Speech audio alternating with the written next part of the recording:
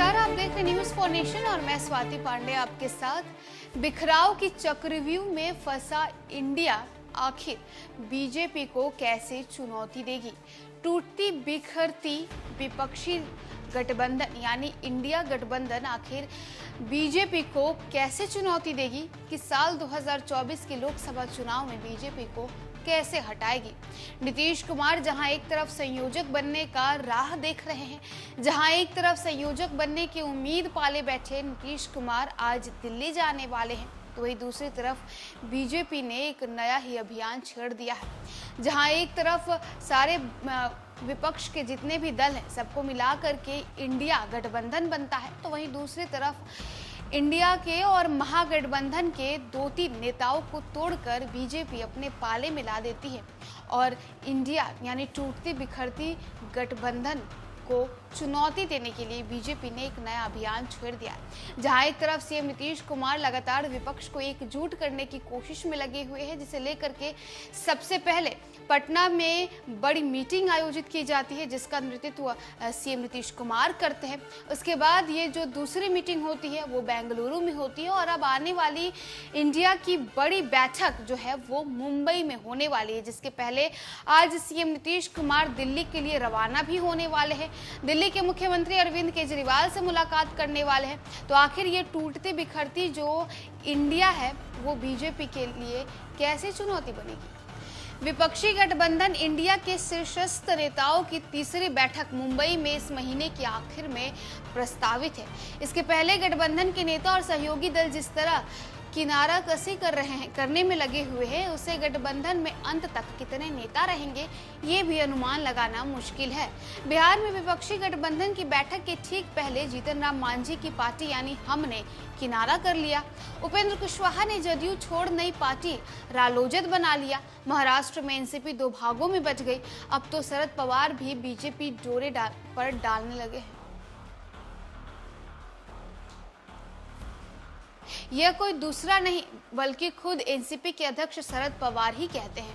उत्तर प्रदेश में भी समाजवादी पार्टी का साथ उनके नेता और सहयोगी दल छोड़ते ही जा रहे हैं। बिहार में भी यही स्थिति है। जदयू से कुछ तो जा चुके हैं और कई के जाने के चर्चा भी हैं। चुनावी मौसम में नेताओं का दल या खेमा बदलना कोई नई बात नहीं होती।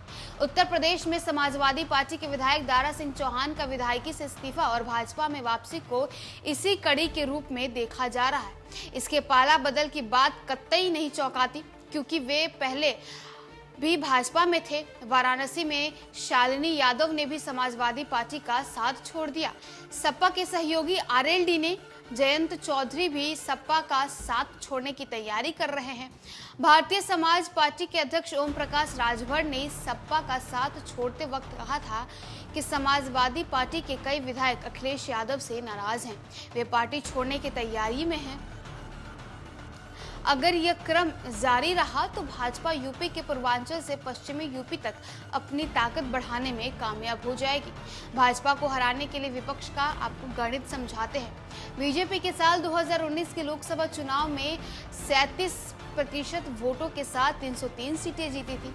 बीजेपी के नेतृत्व वाले एनडीए ने 45% वोटों के साथ 353 सीटें जीती थी, यानी 55% वोट विपक्ष के पाले में गए। लेकिन बिखराव के कारण विपक्ष इसे सीटों में कन्वर्ट नहीं कर सका। इस बार बीजेपी के खिलाफ विपक्ष एक उम्मीदवार उतारने की तैयारी में है। जदयू के प्रवक्ता और सलाहकार केसी त्यागी की माने तो विपक्षी गठबंधन ने 450 सीटों पर 1-to-1 फाइट की तैयारी कर ली है। हालांकि ये बताते समय भूल गए कि मायावती की बीएसपी और असदुद्दीन ओवैसी की एआईएमआईएम जैसी पार्टियों के अलावा केसीआर की बीआरएस, जगन मोहन रेड्डी की वाईएसआर, कांग्रेस, कर्नाटक में जेडीएस और उड़ीसा में बीजेपी जैसी पार्टियां भी स्वतंत्र रूप से मैदान में होंगी। टूट और बिखराव के खतरे और भी हैं। एनसीपी और शिवसेना पहले ही महाराष्ट्र में टूट चुकी है। ममता और केजरीवाल पर भरोसा करना खतरे से खाली नहीं है। तो देखिए, अब तक विपक्षी दल एकजुटता के नाम पर सिर्फ बैठक करते रहे हैं, लेकिन कोई फैसला अब तक लिया नहीं जा सका है। पहले यानी पटना में जो बड़ी मीटिंग बुलाई जाती है उसमें आम आदमी पार्टी के अरविंद केजरीवाल कांग्रेस से अध्यादेश के मामले में नाराज होकर बाहर निकल जाते हैं। फिर दूसरी मीटिंग बेंगलुरु में बुलाई जाती है, जिसमें नीतीश कुमार इस सपने से जाते हैं कि उन्हें संयोजक बना दिया जाएगा, लेकिन उनका सपना भी अधूरा रह जाता है। अब नीतीश कुमार फिर से इसी संयोजक बनने के सपने से मुंबई की मीटिंग में जाने वाले हैं और इस मुंबई की मीटिंग से पहले नीतीश कुमार आज दिल्ली जाने वाले हैं। तो जहां एक तरफ अधर में अटकी और अधर में लटकी विपक्षी गठबंधन बीजेपी को चुनौती देने में लगी हुई है, तो वहीं दूसरी तरफ बीजेपी भी अलग ही खेल खेल रही है। बीजेपी गठबंधन से तोड़कर नेताओं को अपने साथ ला रही है और इंडिया के नाम पर जो गठबंधन बनी उसे चुनौती देने के लिए तैयार है। फिलहाल तो इस खबर में बस इतना ही। और वीडियोस और अपडेट्स के लिए आप देखते रहें न्यूज़ फॉर नेशन।